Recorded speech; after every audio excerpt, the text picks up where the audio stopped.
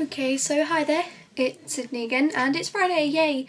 It'll probably be quite late when I upload this because it's kind of 9:30, so, and I'm not very fast at editing. As you know, this week's theme is fear, and the other guys have all done sort of the serious versions, like fear of life, that sort of thing, and obviously I do feel those fears as well. I mean, I'm terrified of what I thought I had two ideas for this thing. I could either start off serious and then end on a funny note, but then that might sort of detract from the seriousness, or start off on the funny note and go into the serious side, thus being a buzz. So I decided to go with neither. I'm just going to go for sort of like irrational fears, like phobias, that sort of thing. What a phobia is, it's an irrational fear of something. I've never actually been diagnosed with a phobia exactly, but I have a feeling I've got a phobia of spiders, which is arachnophobia.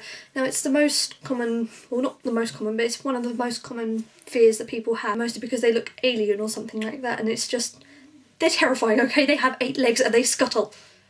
They don't crawl, they scuttle. Yeah, I have a feeling I've got arachnophobia because when I see spiders, I go into panic attacks. I literally have full-on heart-racing, hyperventilating, almost fainting panic attacks. Or at least I think that's what they are anyway. Yes, I haven't really looked into that sort of side of things, but I have looked into phobias, and let me tell you, the website I went on, they had a picture of a spider, and just no. Another fear is acrophobia, fear of heights. Often confused with vertigo, which is like, whee, dizzy, but it's not vertigo, not vertigo. Generally, with me it's quite strange because I don't like being outside and on heights. For example, I went to Germany, we had to climb up 304 stairs to get to this castle that belonged to Louis XVI and his wife. And tragically they were both killed in their courtyard, which is rather sad. But yeah, we got to the top of this castle, I looked down and I burst into tears. Not very funny story, but hey. But yeah, it's again, it's fear of heights, that sort of thing, and it's all to do with that. There's a part of your brain somewhere like in the middle, so it's like, you know, you've got the spinal cord, just pretend my hairbrush is the spinal cord, okay? And then you've got the brain sitting on top, yeah? Or is that the fear receptors are like in the middle there. It's not very good demonstration, but you know, it's not very good demonstration, but you know what I mean. Yeah, that's just sort of my fears in general. Is that, well, some people might have a fear of insects in general, a fear of going outside, some people have a fear of indoors, some people have fears of crowds, some people are camera shy, so it's like, it's not exactly phobia, but it's like some people fear being caught on camera because they're very insecure about themselves. It's like some people, like my brother, fear the zombie apocalypse. Now, I'm very sceptical about the zombie apocalypse, so I'm sorry if I offend any of you, but I think it's an absolute load of nonsense. Only because there are so many different possible theories for how zombies can come to be. So it's like, some of them you've got, like in the book The Enemy, you have this weird sort of illness that affects everyone at age 14 or over or something like that. You've got certain zombies where they come back from the dead because they've been reanimated via magical voodoo or whatever. Not necessarily voodoo, don't go into that stereotype. Well, no, I just did, but I didn't mean to.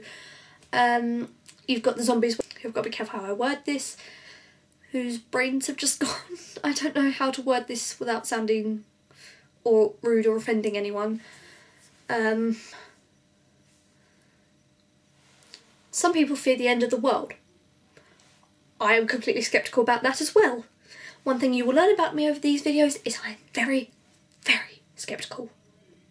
Well, not very sceptical, I mean I do believe in some things, but, well, not many things actually. Mostly I do put stock in science and that sort of thing. I do believe that science has ways to explain things that we just don't understand. I don't like believing in something that I can't see.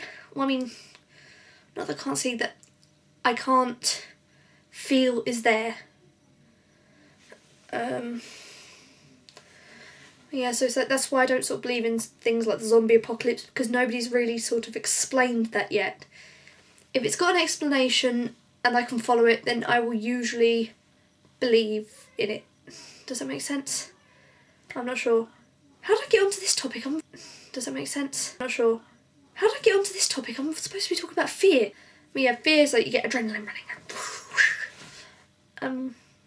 I don't know why I just did that. It's just also a very real fear in today's world that people are terrified of losing their minds. We put so much faith in our own human brains that for something to go wrong, we just don't want that to happen. We just can't fathom it. Well, we can, because it does happen, but we just can't fathom it happening to ourselves, if that makes sense, without prior notice. And it's incredible how the human brain works. And it's just something that's always intrigued me, like, why do we fear things? What puts it there? Do we grow up fearing things? Do we learn to fear things? I mean, when I was younger, I've always been scared of spiders, for example, but when I was younger, I was never as scared as I am now. And it's one of those things, you know, that I think, personally, this is just my opinion, you might not agree with it, I think that as we grow up, we learn to fear.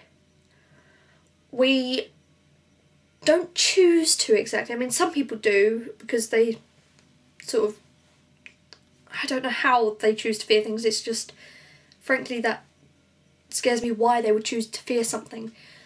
But as we grow up, we learn what's dangerous.